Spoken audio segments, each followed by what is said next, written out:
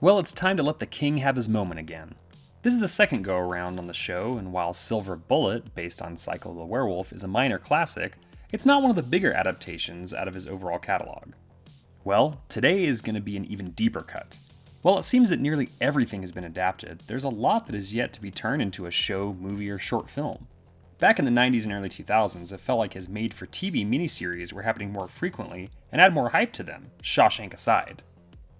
We did have huge productions of even bigger books like It and The Stand, but what else could we see come to the small screen?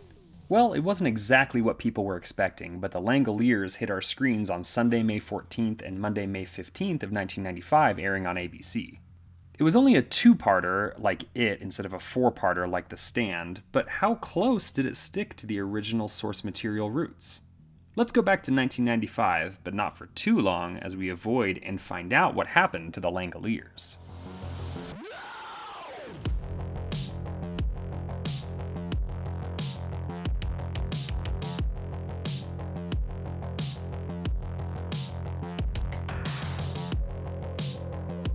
The Langoliers was shot in Bangor, Maine for roughly $3 to $5 million, and it did well for ABC too, showing up in the top 5 for ratings the week it premiered, even though it was only a 2-night affair.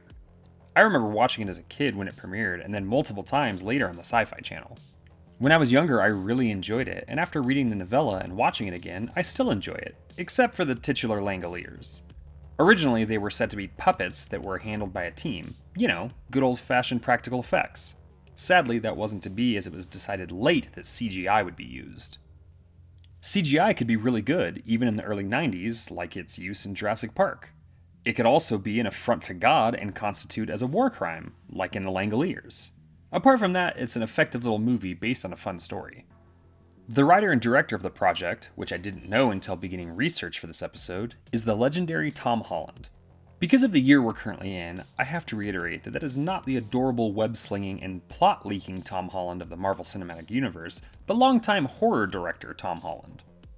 This Holland is responsible for quite a lot and is a true master of horror. His early writing includes a personal favorite in Class of '84, but also the underrated sequels Psycho 2, Cloak and Dagger, and The Beast Within. Later, he would also give us classics Fright Night, Child's Play, multiple Tales from the Crypt episodes, a Master of Horror episode, and another King adaptation in Thinner. While he hasn't done a ton the last couple decades, he has cemented his place as an all-time great with some all-time great flicks. In Front of the Camera has quite the track record for King TV movies as well, all the way back to Salem's Lot in the late 70s. That would continue through It with Tim Curry and the absolutely loaded cast of The Stand. For this movie, they grabbed more reliable character actors mixed with TV stars. Bronson Pinchot from Perfect Strangers and Beverly Hills Cop plays the film's antagonist as an unhinged businessman who thinks everyone is there to get him. David Morse, one of our great character actors and a King veteran, plays another lead along with Dean Stockwell, Mark Lindsay Chapman, Frankie Faison, and Patricia Wettig. The rest of the cast is fun too, and we get a director cameo with Holland, who liked to show up in things as well as the expected King appearance, who also loved that Hitchcock always showed up in his movies. Unfortunately, the movie isn't easy to come by these days, but it does exist in a relatively inexpensive multi-pack with a few other TV movies built in too. The novella, also called The Langoliers to make it easy on us, was one of the 4 stories written in 1988 and 1989 that ended up in King's second compilation of novellas called 4 Past Midnight.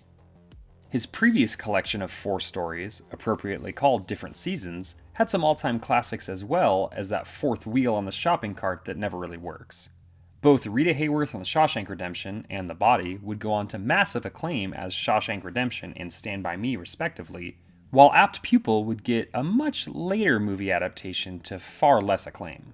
The other stories found partnered with today's movies are The Sundog, which reads almost like a creepypasta online story of today and has never been adapted, The Library Policeman, which has also never been adapted and is a fun but weird kind of ghost tale, and Secret Window, Secret Garden, which was turned into Secret Window with Johnny Depp, unfortunately.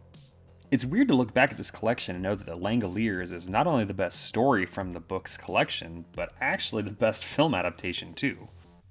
Of note, King doesn't hate this movie, but he understands it's not one that people flock to.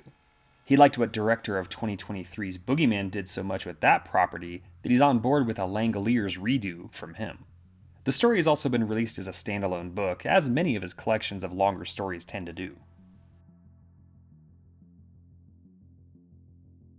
The short answer here is that nearly everything that happens in the story was translated onto the screen by Holland. Let's look at the story though. A plane leaves LA on the way to Boston. We have the characters of Craig Toomey, Dinah Bellman, Bob Jenkins, Laurel Stevenson, Don Gaffney, Albert Kausner, Brian Engel, Rudy Warwick, Bethany Sims, and Nick Hopewell, who were all on the plane and all fell asleep, but when they wake up, they're alone.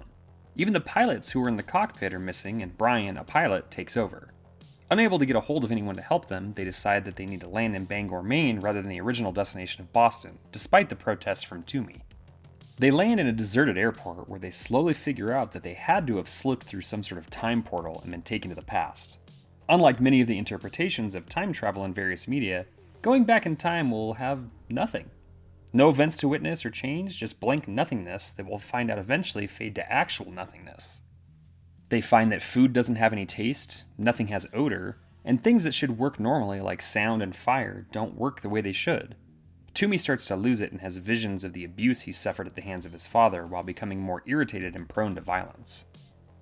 Toomey tries to hold one of the other flyers hostages and actually shoots a gun that was found, but much like the other items, it doesn't work, and nobody's hurt. Toomey is subdued but gets free and kills one of the passengers while stabbing another who is a blind girl. The rest of the stranded participants decide they need to refuel the plane and go back the way they came. Toomey is lured out under the idea that he can speak to the board members in Boston on the runway, and then finally the Langoliers show up. That's probably not what they're really called, but Toomey spreads the word that the creatures coming are the ones he was told about when he was younger. The Langoliers chase Toomey as they eat the rest of existence down to nothing. They catch up to him and eat him while the plane takes off just in time. They decide they need to go back through the Aurora Borealis to get back to the present time, but also realize that they only survived the first time because they were all asleep. It's decided that Nick will take the wheel and sacrifice himself to make amends for his past life. The rest of them pass out when the cabin pressure is lowered enough, and Nick gets them through, but also disappears to wherever the other passengers went the first time. The plane lands in Los Angeles, but it's just as empty as the airport in Maine. They wait a bit and realize that time just needs to catch up. The rest of the world joins them, and they all safely leave the airport. The plot, characters, and setting all match the novella to a remarkable degree, and Holland definitely did his research while writing the teleplay. I mean, really nothing significant. The main things that were changed from story to screen are all in the details that come from a page of a book compared to a page of a screenplay. Some of the things I'm sure Holland changed as it was designed to be a TV property too. Toomey's demise in the book is a little more graphic, while on screen it's toned down, while still very much implied. The inner monologues and motivations of the characters are expanded on in the story as well. While it was a two-part TV event, it still needed to be brief in some ways that a book just isn't able to do. Another smaller detail is that in the movie when Nick disappears, all that's left of him is his watch. The story leans even heavier into that theme with his knee replacement and fillings from his teeth being left behind.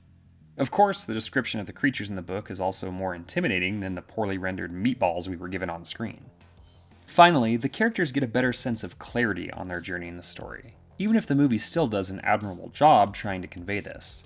Overall, the Langoliers in both mediums are so close to each other that it would take some serious nitpicking and fine-tooth combing to come up with more examples where they differ. The legacy of the Langoliers isn't something I thought I'd find myself discussing, but here we are. The story is the standout in the book of collected stories, and the movie is a forgotten gem of the 90s horror TV movie explosion. I'd give the edge to the movie here, as within its category it stands out a little more against its contemporaries than the story does with other works of King. Get into both of them, but they're so similar you really can't go wrong. Just make sure you get back to the present before the Langoliers find you.